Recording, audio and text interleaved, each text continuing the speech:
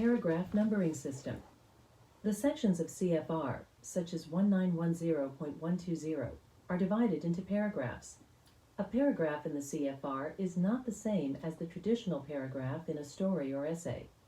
The traditional paragraph is indented at its beginning, is often brief, and focuses on one main idea. On the other hand, a CFR paragraph can run for a number of pages and cover many concepts. Paragraphs in the CFR and their subparagraphs are marked with numbers and letters in outline fashion.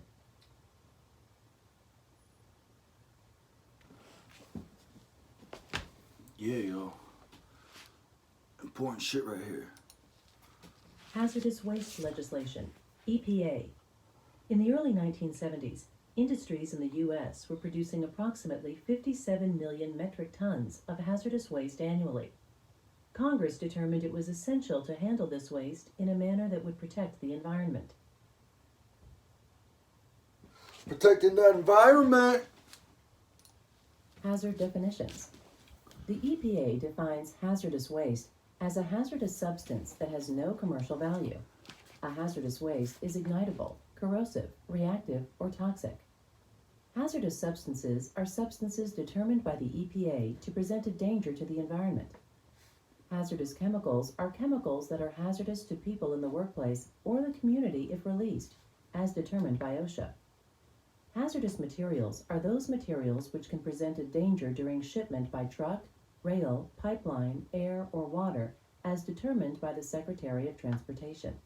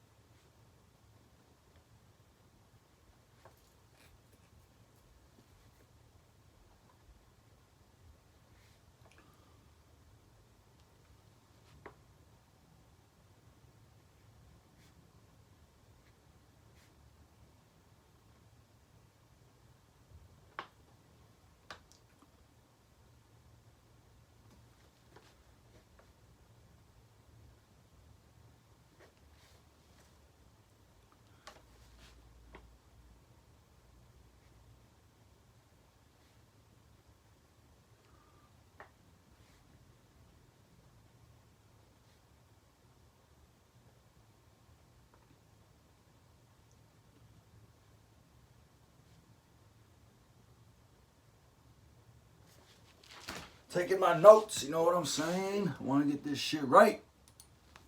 RCRA and Jesus CERCLA. Christ. In response to problems posed by industrial hazardous waste, Congress enacted two legislative acts: the Resource Conservation and Recovery Act, RCRA, and the Comprehensive Environmental Response, Compensation, and Liability Act of 1980, CERCLA. RCRA regulates an industry's management of its hazardous wastes from the time the wastes are generated to the time they are disposed of on-site or off-site. CERCLA regulates and enforces the cleanup of abandoned hazardous waste sites and hazardous waste sites created prior to RCRA.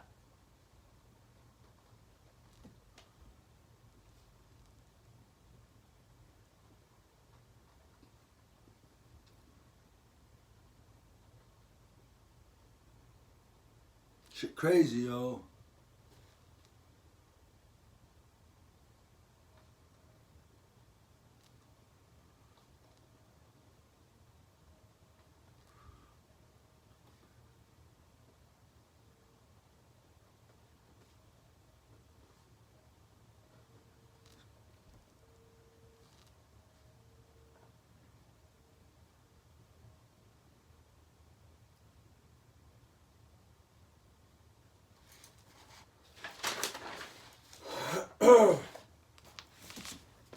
Shit fucking nuts.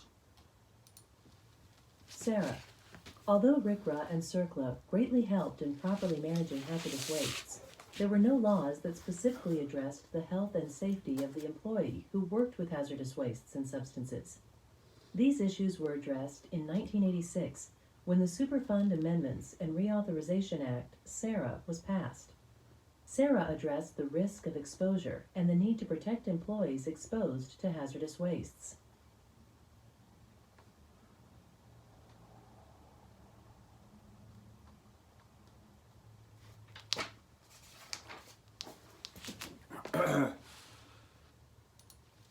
State, county, and municipal employees, including hazardous waste treatment, storage, and disposal facility employees, and first responders, such as fire and rescue personnel, police and medical personnel, are covered by HAZWOPER and other regulations issued by the 26 states and territories operating their own OSHA-approved safety and health programs. EPA HAZWOPER regulations cover these employees in states without OSHA-approved state plans. The EPA adopted the HAZWOPER standard at 40 CFR Part 311 for public employees, either compensated or non-compensated, who perform operations within the scope of the standard in states that do not have an OSHA-approved state plan. OSHA-approved state planning. Is it in the budget? Applying the HAZWOPER standard to marine oil spills. HAZWOPER requirements that apply to marine oil spills. The NCP defines oil as any kind of oil in any form, including petroleum, fuel oil, sludge, oil refuse, and oil mixed with wastes, but not dredged spoil, dirt, or rock. Not dirt or rock, got it. Response actions conducted under the NCP must comply with the provisions of HAZWOPER. You'll find this requirement in 40 CFR 300.150.